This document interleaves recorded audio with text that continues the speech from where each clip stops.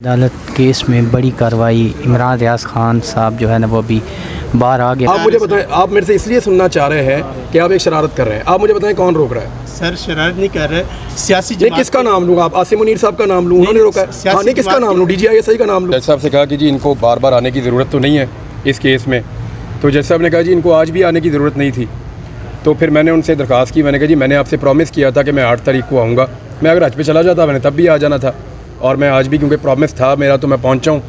फिर मैंने उनको बताया, मैंने कहा जी ये मेरे लिए ट्रैवल इतना आसान नहीं है, चीज़ें उतनी आसान नहीं हैं, थोड़ी कम्प्लेक्स हैं। और मैं आई एम जर्नलिस्ट, मुझे इन्फॉर्मेशन आ रही है कि जैसे मुझे रियासती इदारों ने पहले उठा के अगवा करके 142 दिन गायब रखा था, दोबारा उसी तरह की मनसूबाबंदी की जा रही है और कंटिन्यूसली मुझे ट्रैक एंड ट्रेस कर रहे हैं कुछ लोग। वो मुझे उसकी परवाह कोई नहीं है, जब तक मैं बाहर हूँ तब तक मैं बोलता रहूँगा। लेकिन मैं जज साहब को मैंने अपना ये कंसर्न जो है वो मैंने बता दिया कि जी ये मेरा कंसर्न है। तो उन्होंने कहा ठीक है, आप इट्स अप टू यू कि अगर आप आना चाहें या ना आना चाहें। फिर मैंने उनको बताया, मैंने कहा जी मुझे एक तो ये है कि मेरा नाम नहीं निकाला गया और ये अदालती हुक्म की खिलाफ वर्जी की गई है। दूसरी मैंने उनको ये बात बताई कि मुझे तो ASF ने दूसरा मुकदमा करवाया, तो मैं जुरिस्डिक्शन में था वहाँ पे एयरपोर्ट की और ASF की। तो ASF ने दूसरा मुकदमा करवाया, इसका मतलब है मैं उनकी हुदूद में था जब भी उन्होंने मेरे पे मुकदमा दर्ज करवाया। और ASF कैसे अलाउ कर सकती है नामालूम अफराद को जो मुंह पे मास्क लगा के आएँ कि वो मेरे जैसे बंदे को उठा के प्राइवेट गाड़ी में डाल के ले जाए वहाँ से, जबकि मेरे पास ऑर्डर्स भी हैं वफाकी हुकूमत की तरफ से और सेक्रेटरी का एक लेटर भी मौजूद है और यहाँ से मेरे पास अदालती ऑर्डर भी मौजूद हैं। तो ये ऐसा नहीं कर सकते थे। ये चीज़ मैंने जज साहब के सामने रखी कि जी ASF इज़ इन्वॉल्व और वो फेडरल गवर्नमेंट का इदारा है, पंजाब गवर्नमेंट का नहीं है। तो हम यहाँ पे पंजाब गवर्नमेंट की शिकायत लगाने या उनकी चीज़ें करने नहीं आए, वो हम वहाँ पे उनको इंशाल्लाह निपटेंगे। यहाँ पे जो हम चीज़ें लेकर आए हैं वो हमारी हैं सेक्रेटरी इंटीरियर से मुताल्लिक, उनको दी गई श्योरिटी से मुताल्लिक, और उनकी दी गई जो उन्होंने हमें और अदालत को श्योरिटी दी उससे मुताल्लिक, और जो ASF का कंडक्ट है जो फेडरल गवर्नमेंट का इदारा है उससे मुताल्लिक ये चीज़ें हम यहाँ पे लेकर आए हैं। अदालत को गुमराह किया गया, अदालत की जो है वो तौहीन की गई है। देखते ये हैं कि जजेस इसके ऊपर किस किस्म का रिएक्शन देते हैं। भारत बड़ा डिटेल्ड ऑर्डर उन्होंने लिखवाया है और मैं उम्मीद करता हूँ कि अगली पेशियों के अंदर गवर्नमेंट को इसका जवाब देना पड़ेगा। इमरान भाई, आज शाह महमूद कुरैशी साहब को जो है कोट लखपत जेल में मुंतकिल कर दिया गया है, और क्या समझते हैं उनकी भी उसी तरह रिहाई मुमकिन हो सकती है जिस तरह परवेज़ कोट लखपत जेल में ये है कि वहाँ पे क्योंकि केसेस चल रहे हैं जो लाहौर में मुकदमात हैं 9 मई के हवाले से, और दहशतगर्दी के जो मुकदमात हैं वो 9 मई के वहाँ पे हैं। वहाँ पे जेल के अंदर समाअत होती है केसेस की। तो क्योंकि शाह महमूद कुरैशी साहब को उन केसेस में इन्वॉल्व किया गया, लिहाजा इनको वहाँ पे शिफ्ट करना पड़ा और वहाँ पे अब जेल में उनकी समाअत होगी। मुलजिम का पेश होना वहाँ पे होना ज़रूरी है क्योंकि साइफर में तो वो निकल गए थे, लिहाजा उनको वहाँ शिफ्ट करना पड़ा। ये उनका टेक्निकल रीज़न है। लेकिन मुकदमे झूठे हैं। देखें, शाह साहब कराची में थे, उनके ऊपर 6 शहरों में मुकदमात हैं, तो ऐसे तो नहीं होता ना, ऐसा तो होता ही नहीं। आप हज पे जाना चाह रहे हैं, मुल्क इस्लामी जमहूरिया के यहाँ पे जाना देना चाहिए, लेकिन ये होता है कि ये कौन लोग हैं जो रोक देते हैं? इनके इतना डर खौफ बैठा हुआ है कि इमरान रियाज चला जाए बाहर तो ये हो जाएगा। एक तो ये सवाल, दूसरा एक जलसा होने जा रहा था। आप एक मिनट, आपका नाम क्या है? इमरान अम्मार। इमरान अम्मार, आपकी एजुकेशन कितनी है? Mass communication. आपको अभी तक पता नहीं चला कौन लोग रोक रहे हैं? बताएं, आपको पता ही नहीं चला इमरान भाई कौन रोक रहा है? मुझे आप बताएं, आज आप मुझे बताएं कि कौन रोक रहा है, किसने रोका है? सर यही तो आपसे सुनना। उनके वकील से बात करते हैं, उनसे पूछते हैं क्या हुआ। जी कजीर भाई, आज की प्रोसीडिंग ऑर्डर बता देते हैं आपको, क्योंकि इन्होंने ऑर्डर सुना है, बहुत तफसीली ऑर्डर जज साहब ने लिखवाया।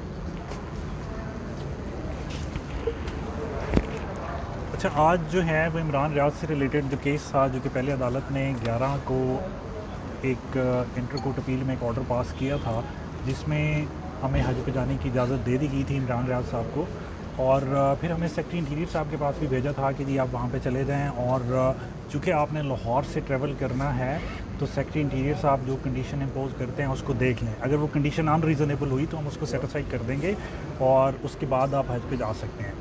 हम 11 तारीख को 11 जून को सेक्रेटरी इंटीरियर साहब के ऑफिस में गए और हमने वहाँ पे जो 1 मिलियन की श्योरिटी थी वो सबमिट की, और उसके बाद हमें ये बताया गया कि आपका जो नाम है वो PCL पासपोर्ट कंट्रोल लिस्ट जो है उससे रिमूव कर दिया गया, और उन्होंने हमें वो एक नोटिफिकेशन भी दिया और वो नोटिफिकेशन हमने कोर्ट में जमा करा दिया। मीनवाइल अदालत ने भी हमसे एक अंडरटेकिंग ली कि जब आप हज करके वापस आएंगे तो आप आज 8 जुलाई को अदालत के सामने अपीयर होंगे। आज हम 8 जुलाई को अदालत के सामने अपीयर हुए, बट आप सबके नोटिस में है कि जो 11 तारीख की शाम को हज पे जाते वक्त जो कुछ हुआ और जो कि पूरे पाकिस्तान ने देखा कि किस तरह से एक एग्जेक्टिव डिफाइंस है कोर्ट ऑर्डर्स की और किस तरह से रूल ऑफ लॉ के ख़िलाफ़ जो भी एग्जेक्टिव है वो काम कर रही है और उन्होंने हज पे नहीं जाने दिया। तो उसके बाद हमने कंटेम्प्ट फाइल की। कंटेम्प्ट पे कुछ सर्टन ऑब्जेक्शंस थे, जिसमें कि जो लाहौर के, चूँकि लाहौर की हदूद से अरेस्ट किया गया था और वहाँ से डिफाइंस हुई थी, तो क्या उनके ख़िलाफ़ मेंटेनेबल है या नहीं है। खैर वो एक प्रोसीजरल ऑब्जेक्शन थे। आज अदालत ने जो है सेक्रेटरी इंटीरियर को जो एग्जेक्टिव डिफाइंस थी उसके अगेंस्ट एक कंटेम्प्ट नोटिस में जारी कर दिया है कि जो सेक्रेटरी इंटीरियर है वो आके बताएं। और दूसरी सबसे अहम बात ये है कि जो हमारा नाम था पीसीएल लिस्ट से, अगर से हमें एक नोटिफिकेशन तो दे दिया गया कि आपका नाम निकाल दिया गया और आप ट्रैवल कर सकते हैं, लेकिन एक्चुअल में हकीकत में कभी भी नाम नहीं निकाला गया था। शायद एक 2 लेयर्स बनाई गई थी कि सबसे पहले एक अरेस्ट की कोशिश की जाएगी और अगर अरेस्ट की कोशिश कामयाब नहीं होती तो फिर एक जो कि फैब्रिकेटेड एक लिस्ट में नाम डाल के PNIL में चूँकि रिस्ट्रिक्शंस रिमूव नहीं की गई थी तो वहाँ से अरेस्ट कर लिया जाएगा। तो उसके बारे में हमने एक सेपरेट पिटीशन भी फाइल कर दी है और हमारी इंटर कोर्ट अपील आज भी पेंडिंग है, जिसमें मुतलका सेक्रेटरी इंटीरियर को और कंटेम्प्ट में भी उनको बुला लिया गया है कि वो आके बताएं कि उन्होंने क्यों जो कोर्ट ऑर्डर है उनकी डिफाइंस की है और क्यों एक डिसीविंग टैक्टिक्स यूज़ किए हैं, जिसमें एक नोटिफिकेशन निकाल दिया कि आप पे कोई restriction of right to movement नहीं है और आप ट्रैवल कर सकते हैं, लेकिन एक्चुअल में वो कभी भी नहीं निकाली गई थी। तो अब अगली डेट पे लेट्स सी जो सेक्रेटरी इंटीरियर साहब हैं वो आते हैं तो वो क्या स्टांस लेते हैं, लेकिन मैटर ऑफ रिकॉर्ड है कि कभी भी हमारा नाम ECL और PCL और जो रिस्ट्रिक्टेड लिस्ट है उसमें से नहीं निकाला गया था। और जबकि ऐसी कोई वजूहत उनके पास मौजूद नहीं थी।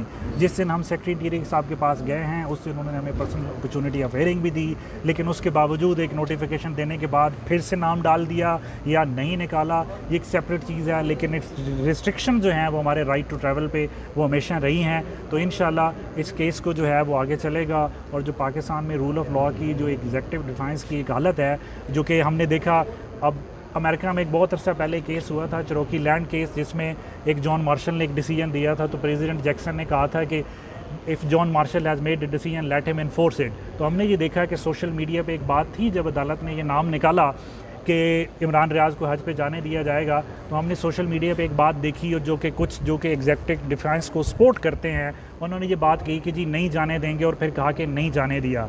तो अब ये इस अदालत के लिए एक मार्शल मूवमेंट है कि उन्होंने अपने ऑर्डर्स को, जो 11 तारीख को ऑर्डर था जिसमें बड़ा कैटेगोरिकली कहा गया था कि कोई ऑब्स्ट्रक्शन, कोई हिंड्रेंस क्रिएट नहीं की जाएगी, कि अदालत अपने इस ऑर्डर को कैसे इन्फोर्स कराती है। ठीक है सर, आपका भी जज साहब से मुकालमा हुआ, उस हवाले से थोड़ा सा बताइएगा कि आज क्या गुफ्तगू हुई। वो असल में कदीर साहब ने, आप मुझे बताएं, आप मेरे से इसलिए सुनना चाह रहे हैं कि आप एक शरारत कर रहे हैं, आप मुझे बताएं कौन रोक रहा है? सर शरारत नहीं कर रहे, सियासी नहीं, किसका नाम लूँ? आप आसिम मुनीर साहब का नाम लूँ, उन्होंने रोका है। हाँ नहीं, किसका नाम लूँ? DGI का नाम लूँ, उन्होंने रोका है। बोलो किसका नाम लूँ? काजी फायदी साहब ने रोका है, बोले किसका नाम लूँ? शहबाज शरीफ के नाम से आप मुतमईन हो जाएंगे, नवाज शरीफ के नाम से मुतमईन हो जाएंगे, मरियम नवाज के, किसका सुनना चाहते हैं उसका ले लेता हूँ। बोले सर, सियासी जमात बोले ना मेरा दोस्त, कोई पॉलिटिकल इन्फ्लुएंस हो। हिम्मत पैदा करो सच बोलने की और सच सुनने की। जी सर। सर ये बताइएगा कि इंसानी हकूक़ की पाकिस्तान के अंदर खिलाफ वर्जियाँ अब मामूल बनता जा रहा है। जो एक कोई भी सियासी जमात है वो अपना जलसा कर सकती है, लेकिन एक ख़ास सियासी जमात जो जिसको PTI कहा जाता है उसको जलसे की भी इजाज़त नहीं मिलती, हज पे लोगों को जाने की इजाज़त नहीं मिलती, उनको अपनी इजहार करने का मौका नहीं दिया जाता, उठा लिया जाता है।